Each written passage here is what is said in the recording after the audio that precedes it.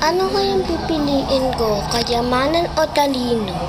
Ay, syempre, kayamanan na lang. Makaligo na nga.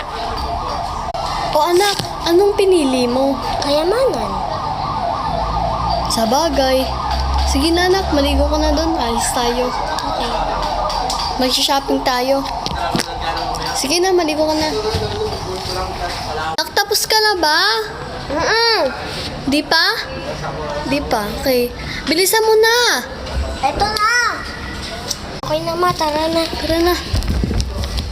Yeah. Anak, ano ba mas masarap? Burger o pizza?